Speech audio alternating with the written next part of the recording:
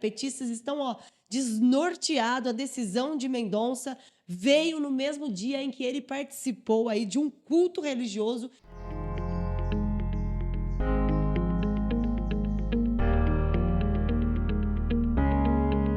Muito bem, amigos, sejam todos bem-vindos aqui no canal Assunto do Dia. Agora, para vocês, petistas se desesperam após decisão de André Mendonça, que sepulta definitivamente aí as expectativas. Vou trazer, sim, mais uma derrota do PT, que tenta usar o judiciário contra adversários e leva uma rasteira. Petistas estão desnorteados. A decisão de Mendonça veio no mesmo dia em que ele participou aí de um culto religioso e fez um discurso contundente sobre justiça e perseguição. Nós vimos aqui, sobre várias decisões de André Mendonça. Sim, o desespero toma conta porque sabem que André Mendonça é uma voz dentro da Suprema Corte. Muitos dizem, André Mendonça se cala, mas vejam só isso daqui, o que ele acabou de fazer. É gigante perto de muitos aí que querem a qualquer custo usar a influência dos poderosos para passar a rasteira nos seus adversários. Um novo revés para o PT. O ministro do STF, André Mendonça, seguiu aí o parecer da Procuradoria-Geral da República. Bem, pessoal, eu gostaria que você deixasse um like, que você compartilhasse este vídeo ao máximo que você puder, porque é muito importante. O que eu vou trazer aqui para vocês é de arrepiar, sim, a decisão, as falas de André Mendonça. Esta ação tem trazido e tirado o sono, tem trazido consequências para aqueles que querem, de qualquer forma, tomar ações e tomar rumos que podem aí trazer consequências para a nossa direita. Bem, no novo revés para o PT, o ministro do STF, André Mendonça, seguiu o parecer da Procuradoria-Geral da República e rejeitou, nesta terça-feira, a queixa-crime movida por 5 deputados petistas contra o ministro do Tribunal de Contas da União, Augusto Nardes. A decisão representa um duro golpe nas pretensões do partido, que tentava emplacar mais uma ofensiva contra adversários políticos. A ação foi protocolada ainda em novembro de 2022. Olha quanto tempo, né?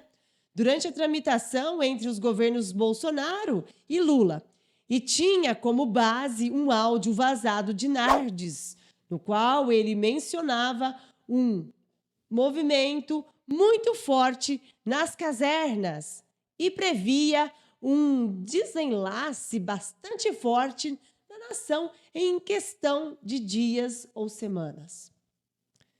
Bem, diante dessa polêmica, Nardes negou qualquer intenção golpista e afirmou que suas palavras,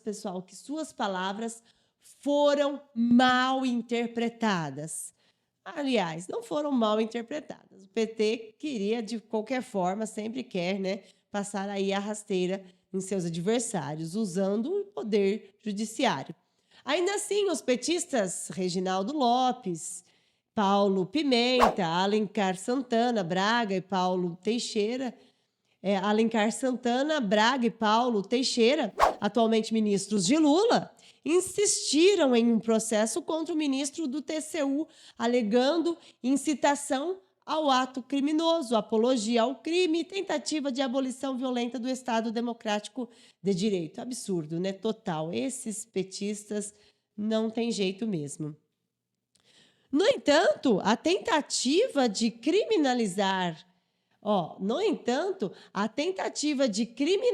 Nardes fracassou. Em parecer emitido em janeiro de 2024, o vice-procurador-geral da República, Hindenburgo Filho, rechaçou a queixa-crime dos petistas, apontando a ausência de lastro probatório mínimo e a inexistência de justa causa para qualquer investigação. A PGR destacou que o áudio em questão era uma mensagem privada e que Nardes não teve a intenção de disseminá-la publicamente e que elimina a possibilidade de incitação ao crime. Além disso, o texto frisou que não havia nenhum indício de apologia, nada que colocasse aí Nardes numa situação de criminoso, uma vez que a mensagem foi dirigida a um grupo restrito e refletia apenas em uma opinião pessoal.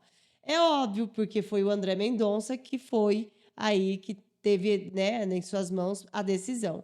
Mas se fosse, por exemplo, um outro magistrado, né, nós sabíamos que Nardes sairia aí derrotado, né, e os petistas com a vitória na mão. Mas como é André Mendonça, ele certo, né, no que faz, com base nesse parecer Mendonça, ele determinou o arquivamento da ação.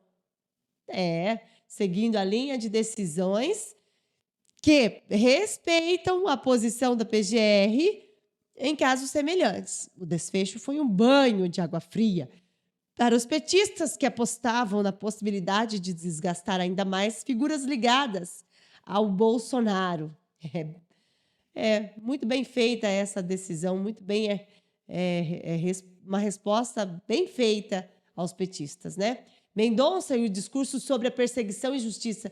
Peraí, o Mendonça não parou por aí, não. Decisão de Mendonça, fala de Mendonça, pegou muitos de surpresa e mostrou a realidade por detrás de decisões de cortinas de fumaça. A decisão de Mendonça veio no mesmo dia em que ele participou de um culto religioso e fez um discurso contundente sobre a justiça e perseguição. Porque Deus, diante de tanta injustiça, diante de tantas situações de perseguições, não intervém e faz cessar a injustiça? Quantas vezes você não se perguntou por que os ímpios prosperam, se beneficiam, vivem felizes? Não entendemos, mas o que eu posso dizer é que Deus está vendo todas as situações, afirmou o ministro, que ele possa usar isto lá no Supremo Tribunal Federal. O culto aconteceu no mesmo dia em que Jair Bolsonaro liderou, no Rio de Janeiro, um ato contra as investigações do STF sobre supostos planos golpistas e em defesa da anistia dos condenados pelos atos do dia 8 de janeiro. A pressão bolsonarista, a pressão da direita e reações aí no meio político, no meio judiciário. Nos últimos dias, Mendonça tem sido alvo de pressão intensa por parte da ala da direita de bolsonaristas nas redes sociais. Inclusive, o deputado Marcel Marraten questionou: cadê André Mendonça? Apareça, André Mendonça. Vamos sair à procura de André Mendonça. Críticas se intensificaram após o resgate de um voto do ministro contra o habeas corpus preventivo para Bolsonaro no ano passado. Apesar de o caso ter ocorrido há meses, a mobilização visa pressionar Mendonça e Nunes Marques a defenderem o ex-presidente na corte. E o arquivamento do caso contra Nardes reforça a linha de atuação do ministro no STF. Reforça de que lado ele está. Mas também acende alerta sobre a continuidade do embate político nos tribunais. Enquanto os petistas seguem tentando criminalizar adversários, a decisão de Mendonça pode ser vista como uma derrota significativa para os que tentam instrumentalizar o judiciário para fins políticos. E isso cabe aos colegas do ministro André Mendonça. Lembrando aqui a vocês, né, que o STF formou maioria a favor de Moraes, Dino e Zanin, mas Mendonça e Nunes Marques ainda têm carta na manga. É isso mesmo, o STF formou maioria nesta quarta-feira, para recusar os pedidos de afastamento dos ministros que foi citado para vocês. Os ministros Luiz Roberto Barroso, Alexandre de Moraes, Gilmar Mendes, Dias Toffoli, Edson Fachin votaram contra a exclusão de Zanin e Dino. Os próprios Cristiano Zanin e Flávio Dino se declararam impedidos de votar neste ponto, pois a ação se refere diretamente a eles. Que bom! Que bom que eles tiveram essa consciência. No caso do pedido de afastamento de Moraes, o presidente Luiz Roberto Barroso, do STF, além de Gilmar Mendes, Dias Toffoli, Fachin e Dino, rejeitaram a solicitação. Já os advogados de Braga Neto e Mário Fernandes sustentaram que Flávio Dino, por ter sido ministro da Justiça na época dos acontecimentos, e Alexandre de Moraes, por sua atuação no acordo de colaboração do ex-ajudante de ordens de Jair Bolsonaro, o Mauro Cid, deveriam ser afastados do caso. Porém, faltam os votos de alguns ministros, como Nunes Marques e André Mendonça.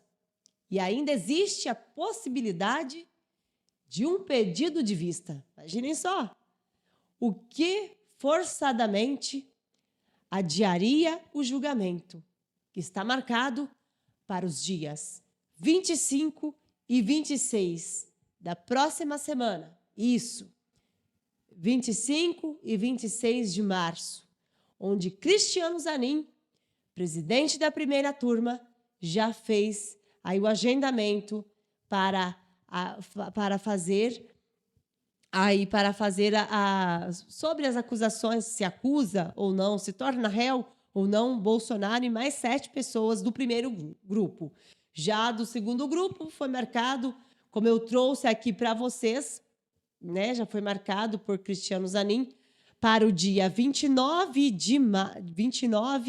de abril, né? Cristiano Zanin já marca a data para julgar assessores de Bolsonaro. Foi dia 29 e 30 de abril, o julgamento foi marcado sobre o julgamento da denúncia contra acusados do Núcleo 2, da suposta trama golpista de 2022. A acusação foi feita pela PGR e pelo Paulo Gonet. A data foi definida pelo ministro Cristiano Zanin, presidente da primeira turma, após o relator Moraes liberar a denúncia para o julgamento. Pessoal, agora eu vou finalizando este vídeo. Viremos com mais informações, deixe o like, compartilhe, se inscreva e ative o sininho para ser notificado todos os dias. Forte abraço e Deus abençoe a todos.